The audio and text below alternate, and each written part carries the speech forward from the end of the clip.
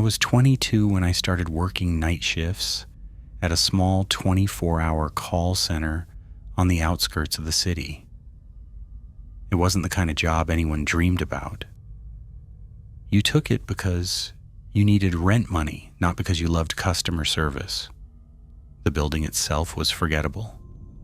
Flat gray walls, buzzing fluorescent lights, and an air conditioning system that never quite worked right. The night shift ran from 10 p.m. to 6 a.m.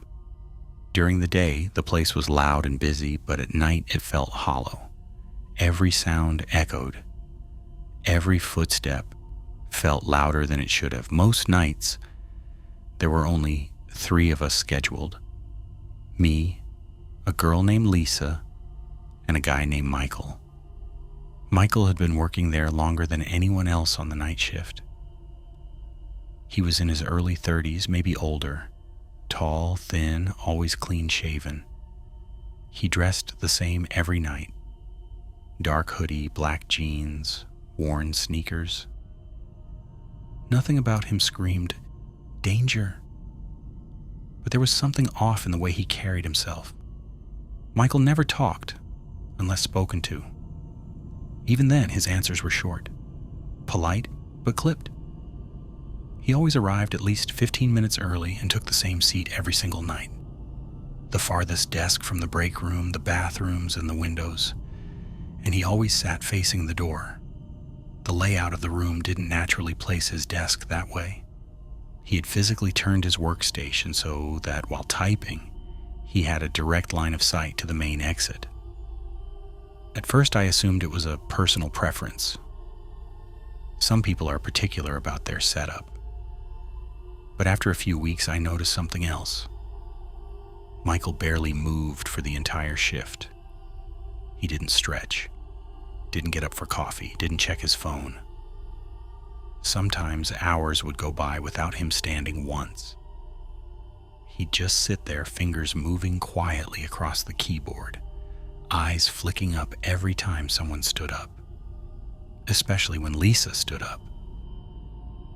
Lisa was friendly, talkative, the kind of person who tried to keep the mood light. She joked about the weird hours, about how the building felt haunted at night. She laughed easily. But even she started to notice Michael. One night around 3 a.m., during a particularly slow stretch, she leaned toward me and whispered, "Does he ever blink?" I laughed, but once she said it, I couldn't stop noticing.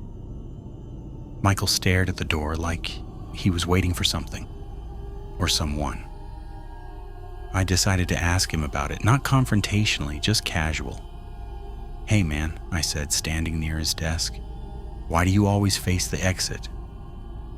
He didn't look at me right away, his fingers kept typing. "So I can see who leaves," he said. That answer didn't sit right with me.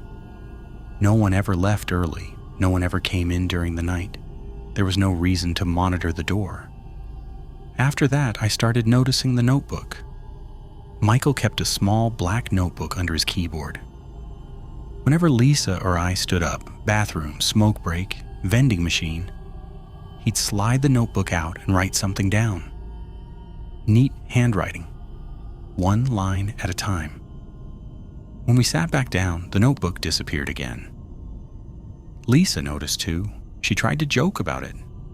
Said maybe he was writing a novel or tracking productivity. But her laughter got thinner every night. One night around 4:30 a.m., Lisa stood up and said she was going outside for a quick smoke. She grabbed her phone and headed toward the door. Michael's pen came out immediately. 10 minutes passed, then 15. Her headset was still on her desk. Her phone wasn't. Michael sat perfectly still facing the door, hands folded in front of him. When I asked where Lisa went, he smiled faintly and said, "She left early. The police never found her." Michael quit the next day. A week later, while flipping through the employee schedule binder, I found my name written in his handwriting, under next.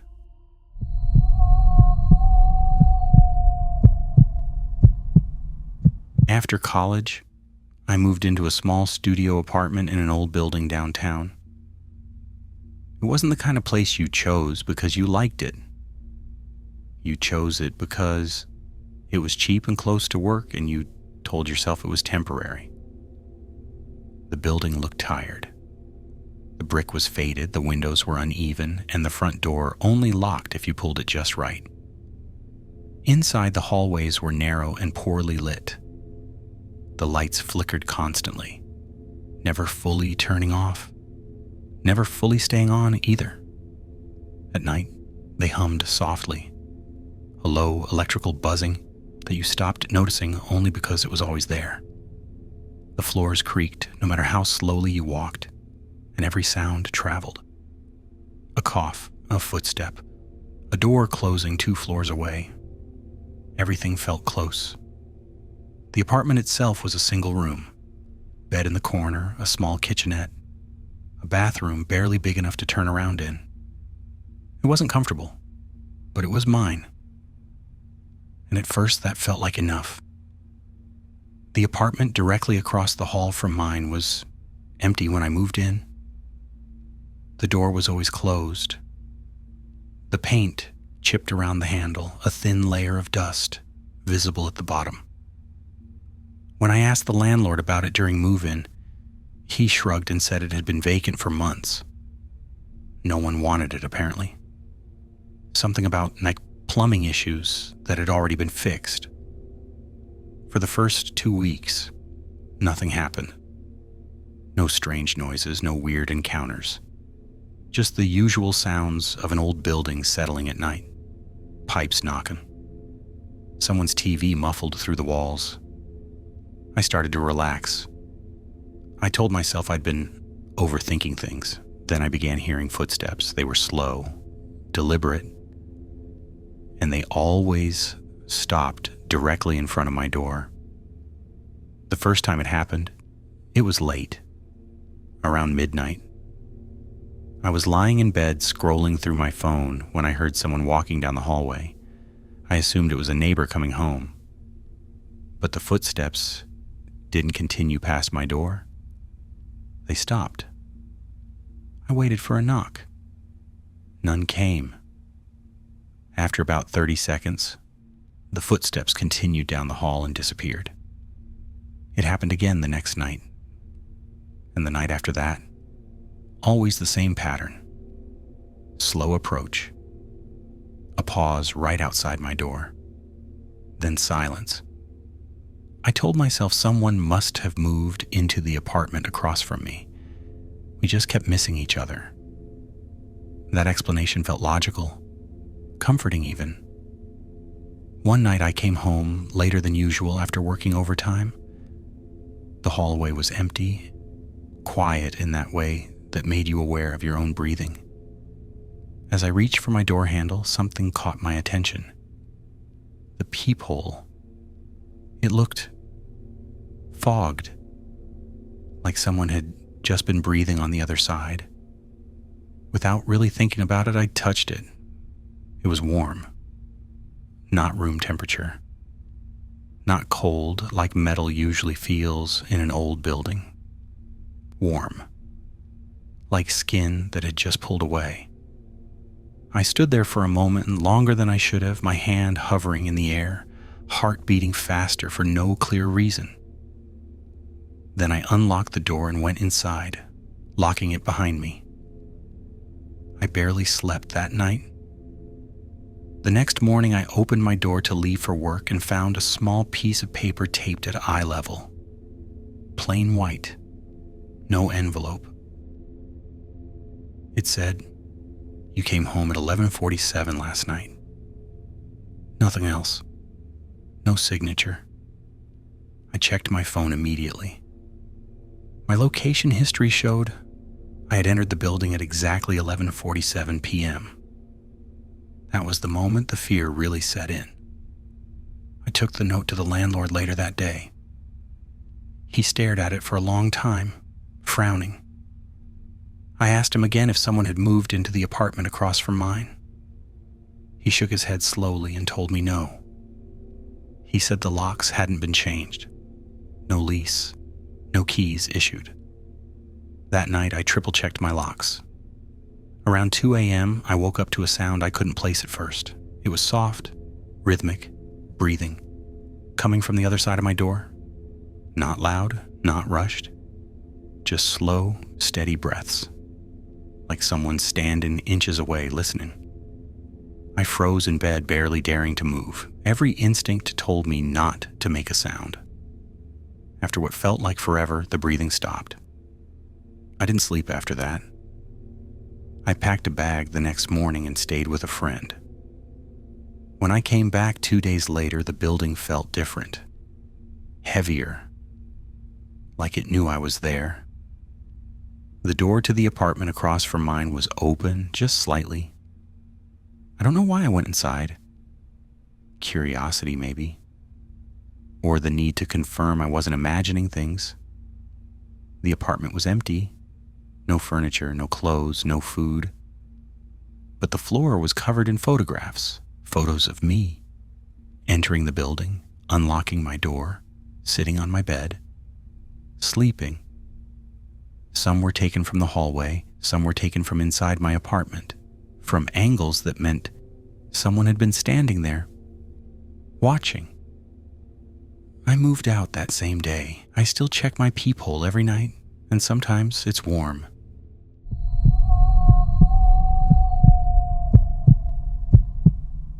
I worked late shifts at a distribution warehouse on the edge of the city. It was the kind of place surrounded by chain-link fences, loading docks, and long stretches of empty road. During the day, it felt busy and loud.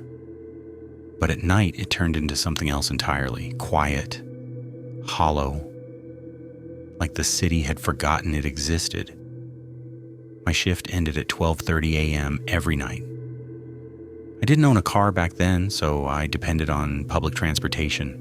There was only one bus that ran that late, the very last one. If you missed it, you were walking home for over an hour through areas with no streetlights. The last bus came at exactly 12:47 a.m. every night, like clockwork. Most nights, the bus was completely empty. Sometimes there would be one exhausted worker sitting near the front, half asleep with their head against the window. But more often than not, it was just me and the driver. Same driver almost every night. Middle-aged guy, quiet, never rude, never friendly, just did his job. The ride took about 20 minutes. It passed through industrial zones, empty intersections, and neighborhoods where every house was dark. I actually liked the silence. After 8 hours of forklifts, alarms, and metal clanging, the bus felt like a pause button. Until that one night. I got on like I always did, nodded at the driver, and walked down the aisle. I was halfway to my usual seat when I noticed him. A man was sitting in the very back row. That immediately stood out. Nobody ever sat back there at night. People usually stayed near the front, closer to the driver. The back felt too far away, too exposed. The man sat perfectly still, centered in the seat. His posture was rigid, almost unnatural. His hands rested flat on his knees, fingers spread slightly. He wasn't slouched or relaxed like someone tired after work. He looked alert. He didn't look at his phone, didn't have headphones. He just stared straight ahead. I hesitated for a second, then sat down anyway. The bus pulled away from the stop, the doors folding shut with their usual hiss. As we drove, I kept glancing up at the reflection in the window. I could see the man faintly behind me. His face barely moved. At the first stop, the bus slowed and opened its doors. No one got on, no one got off. The man didn't move. At the second stop, the same thing happened. By the third stop, I started feeling uneasy. Every stop, I expected him to stand up. That's how these rides always went. Someone would ride a few blocks, then leave. But But he stayed seated, eyes forward, like he wasn't riding to a destination, like he was riding through something. I tried to tell myself he was just tired, or drunk, or lost in his thoughts. But then I realized something else. He never blinked. Or at least I never saw him blink. Halfway through the route, I stood up to pull the cord for my stop. The bell rang loudly in the empty bus, echoing more than it should have. The bus didn't slow down. I waited a second, then pulled the cord again. Still nothing. "Hey," I called out, trying to sound calm. "I need the next stop." The driver looked at me in the mirror. His eyes met mine for just a moment. There was something strange in his expression. Not anger, not confusion, resignation. He reached forward and flipped a switch. I heard a solid click. The doors locked. "He paid for the whole route," the driver said evenly. For a second, I didn't understand what that meant. The whole route ended at the depot. That was miles past my stop, in the opposite direction of my apartment. I turned around slowly and looked toward the back of the bus. The man finally moved. Very slowly, he turned his head and looked directly at me. And he smiled. It wasn't a wide grin. It wasn't exaggerated or theatrical. It was small, controlled. Like he was pleased that I finally understood something. My heart started pounding so hard I could hear it in my ears. The bus picked up speed, tires hissing softly against the wet road as rain began streaking the windows. I looked back at the driver. He wasn't looking at me anymore. His eyes were fixed on the road. I gripped the pole beside me, trying to think. My mouth felt dry. My legs felt weak. The bus approached a large intersection and slowed for a red light. Not fully stopping, just enough. I didn't hesitate. I slammed my hand against the emergency door release and threw myself down the steps as the bus crept forward. I hit the pavement hard, scraping my palms and knees, pain shooting up my arms. I didn't stop running. I ran until my lungs burned, until my chest felt tight and sharp. I ducked between buildings, crossed streets without looking, and didn't slow down until I was sure I was alone. I never looked back. The next day I checked the bus schedule. That route was gone. Canceled due to low ridership